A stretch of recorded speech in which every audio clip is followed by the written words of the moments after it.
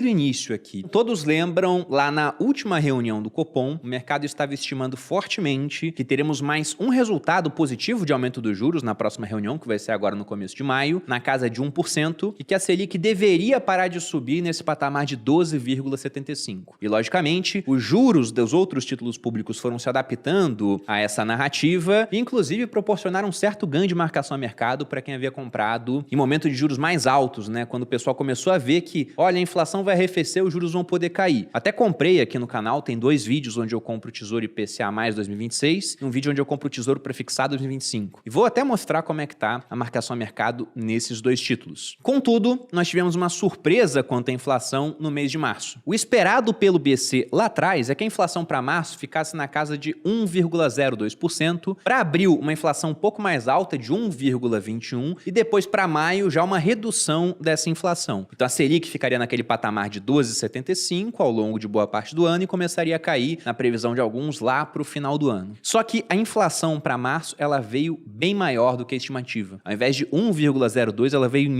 1,62. Ou seja, é a inflação mais alta para o mês desde o início do Plano Real. E aí, indo no site do Banco Central, o que a gente vê é o seguinte, né? A gente tem aqui, na primeira tela deles, de modo resumido, qual é a taxa Selic atual. Ele mostra, inclusive, os vários aumentos que nós tivemos desde o ano passado. E a inflação acumulada, medida pelo IPCA, nos últimos 12 meses. Vejam aqui, 11,3%, também uma das inflações mais altas dos últimos tempos. E se a gente for olhar a meta de inflação, essa que é a parte curiosa. Então, o Banco Central tem uma meta de fechar a inflação em 3,5% ao ano. Para o ano que vem, essa meta é mais baixa ainda, é 3,25%. E tem um intervalo de tolerância de 1,5 pontos percentuais para cima ou para baixo. Raramente eu vejo esse ponto percentual para baixo ser utilizado. É muito mais para cima. Mas vejam que se a gente for pensar na inflação para 2023, para o ano que vem, que a meta é 3,25%, a não ser que seja revista, pode ser que seja revista, mas apenas a inflação para o mês de março já é metade da inflação que nós esperamos ter em 2023. Com isso, as estimativas para que a taxa Selic continue subindo mais do que se esperava estão aumentando. E aí vamos dar uma olhada aqui naquele site que mostra as opções de Copom. Então a próxima reunião do Copom é no dia 3 para dia 4 de maio, né? Ela é feita aí durante 2 dias. A taxa Selic atual está em 11,75 e aqui a gente vê as estimativas do mercado para o que vai acontecer na reunião. Tá quase como certo, né? Tá em praticamente 90% as estimativas de que na próxima reunião nós teremos um aumento de 1 ponto percentual. Tem um pessoal acreditando em aumento de 0,5, 0,75, 1,25 e 1,5, mas é minoria. Quase todo mundo coloca um aumento de 1 ponto percentual. Isso aqui é meio que dado. Só que para a próxima reunião, 45 dias depois, nos dias 14 e 15 de junho, a gente já vê uma mudança. Então tinha muita gente acreditando na manutenção da taxa, era uma posição que ela era a majoritária, boa parte do mercado acreditava nisso, mas com a inflação surpreendendo, cresceu as estimativas aqui de aumento de 0,25, aumento de 0,5 ponto percentual, e alguns até colocando 0,75 e 1 ponto percentual é a terceira maior aposta aqui do mercado, comparada à manutenção e o aumento de 0,5. Aqui abaixo a gente vê a mudança na percepção do mercado. Nós temos a legenda aqui, manutenção era amplamente esperada desde o final do mês de março e depois que a inflação foi divulgada ela caiu bastante e agora a primeira opção passa a ser esse aumento de 0,5 pontos percentuais. E o interessante disso, dessas estimativas que vão sendo feitas para o final do ano, é que muita gente gosta de olhar, e não que eles acertem, né, mas é sempre uma base que você tem para tirar conclusões, os relatórios de mercado Focus, que são publicados pelo Banco Central, eles compilam dados todo final de uma semana, toda sexta-feira, e divulgam na segunda. Aí eu fui dar uma olhada no Focus para ver o que estava acontecendo, só que o último disponível é do dia 28/3 de 2022. Então o Focus, né, é publicado já há cerca de 3 semanas. Isso está acontecendo por conta de greve dos servidores do Banco Central. Mas várias categorias do funcionalismo público têm se mobilizado pedindo aumento de salário. E isso é uma outra coisa que também tem impacto no orçamento do governo, que acaba impactando também no final das contas inflação, e o que vai impactar os juros que nós temos. Mas isso já é uma consequência de uma inflação mais alta. Então veja que como a inflação na média, que o IPCA é sempre uma média de 11,3%, o que acontece é que de maneira generalizada os preços subiram e as pessoas mantêm a sua mesma remuneração. Isso pensando no funcionário público, né? Porque muita gente até teve uma remuneração mais baixa. A renda das famílias diminuiu no Brasil nos últimos 2 anos, muito por conta das consequências da pandemia. Então o resultado é que as pessoas ganham igual ou ganham menos, mas o custo de tudo está mais alto. Então sobra menos até para gastar com outras coisas, o que prejudica, por exemplo, o lucro de empresas da bolsa, lucro de outras empresas. Se as empresas lucram menos, elas contratam menos, investem menos em crescimento, muito e também fazem conta, né? Porque para conter essa inflação altíssima, a Selic está subindo pra caramba, os outros títulos públicos também que não são atrelados à taxa Selic acabam subindo também, os pré-fixados indexados na inflação, e o pessoal faz conta se vale a pena investir na economia real ou simplesmente emprestar dinheiro pro governo. Mas eu não tenho nem como olhar agora o Boletim Focus, porque simplesmente não está publicado. Então não sei quais são as estimativas do boletim para a Selic no final do ano, por IPCA, o que eles esperam que aconteça. Infelizmente não tem como colocar esses dados aqui. Mas já entrando nessa seara de aumento de salários, o que está na mesa agora é um reajuste de 5% para os servidores, o que deve custar 6 bilhões ao Tesouro. Sendo que, separado para isso, tem um valor de 1,7 bilhão. Então, esse restante, os 4,3 bilhões, teriam que sair de outro local. Sendo que essa estimativa de 6 bilhões é pensando do mês de julho para frente. Se a gente for considerar o ano inteiro, a estimativa que chega é de 14 bilhões de aumento no final das contas. E, novamente, de onde sairá esse dinheiro se você não tem ele disponível no orçamento? Será que eles vão ter que tirar de outras áreas ou vão dar um jeito de, por exemplo, furar um teto de gastos, que é uma medida de responsabilidade fiscal, e se eles estouram o teto de gastos, o pessoal pensa duas vezes antes de emprestar dinheiro para o Brasil. Para emprestar tem que cobrar juros mais altos. Se os juros são mais altos, a dívida pública cresce uma velocidade maior. Isso acaba sendo muito ruim para a gente, menos gente confiando aqui no país é dólar indo embora, o dólar sobe, isso puxa a inflação. Então podemos ter toda uma miríade de consequências negativas por conta deste tipo de medida. E logicamente, se a gente está vendo que a inflação não está arrefecendo, que a Selic vai ter que subir mais do que o esperado, os outros títulos se adaptam a essa nova narrativa. E aí eu vou mostrar para vocês o que tem acontecido com aquelas posições que eu comprei de Tesouro Pré-Fixado 2025 e Tesouro IPCA 2026, acompanhando a marcação a mercado. Vindo aqui no site do Tesouro, a gente vê que nós temos 11 títulos negociados e, no geral, as taxas de juros de todos esses títulos aumentaram ao longo, aí, principalmente, das últimas 2 semanas. Então, esse Tesouro Pré-Fixado 2025 está pagando 12,34, inclusive é mais do que o pré-fixado de prazo mais longo, o que é uma coisa meio interessante, né? Porque pensa que você está emprestando dinheiro para a mesma pessoa, que é o Tesouro, e no caso do 2029, por um prazo mais longo. Então, natural seria exigir uma taxa de juros maior, mas o pessoal que está emprestando em prazo mais curto quer receber mais, porque eles entendem que a inflação está alta agora e que lá na frente ele estará menor, porque esses juros mais altos vão conseguir controlar a inflação. E dentro do Tesouro, se a gente baixar aqui, nós conseguimos ir no histórico de preços e taxas. Aqui a gente consegue ver a movimentação das taxas de juros. Olhando o pré-fixado 2025, eu coloquei 30 dias porque ele é um título que entrou em negociação há pouco tempo. Então, antes de 90 dias ele não era negociado, não tem nada. Mas nos últimos 30 dias, o que a gente vê, a taxa estava em 12,24, caiu bastante, chegando a 11,18. Quem comprou nessa hora aqui teve um ganho de marcação a mercado, mas já perdeu esse ganho todo com a subida das taxas. Se eu colocar o preço aqui, é justamente isso que aparece. Estava um preço mais baixo, R$ 725,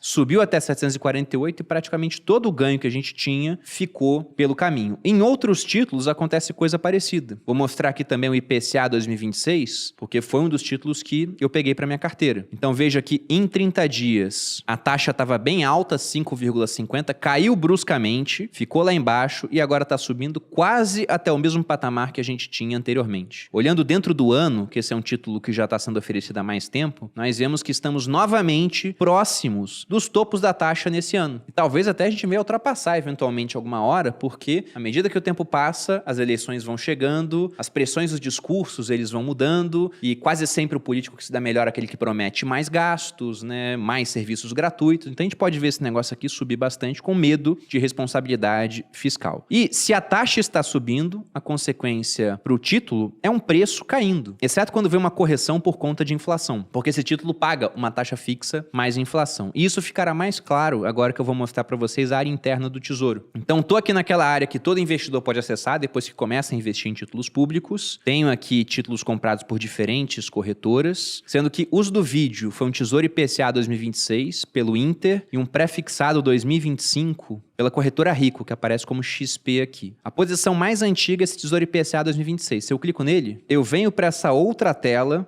Aqui você já vê, né, que o valor investido para o valor líquido, o líquido está mais alto, ou seja, eu tive um ganho aí desde que eu comprei a posição, sendo que essa compra ela foi feita no dia 21/3, então faz menos de um mês. Eu peguei a taxa de IPCA mais 5,48, e se a gente for em preços e taxas aqui hoje, a gente está vendo que ele está sendo oferecido por uma taxa muito parecida, mas ligeiramente mais baixa. Então já fica meio óbvio que eu tive um ganho de marcação a mercado, mas bem pouquinho. E se eu ver aqui no gráfico, aí fica bem tranquilo de ver. Vejam que nesse gráfico eu tenho na linha azul escura, o preço teórico. Se o título rendesse realmente em linha reta, o IPCA mais a taxa combinada, sendo que lá pelo dia 15, eles acrescentam a subida do IPCA, então a gente vê esse degrau aqui, né, levando o preço do título para cima. E no preço real, a gente tem a movimentação de fato, onde eu tive um ganho superior à performance que o título teria se ele tivesse um rendimento simplesmente linear. Esse ganho ele foi lá para cima durante a queda do título, depois ele caiu, e agora ele está meio que estabilizado. Então é um pequeno ganho de marcação a mercado que eu tive, mas não é um senhor ganho. E para que eu ganhe realmente com esse título, o que eu preciso é que a inflação comece a ceder aqui no Brasil, porque aí as taxas de juros vão começar a cair. E na hora que as taxas caem, aí o preço do título sobe e eu vou ter um ganho relevante.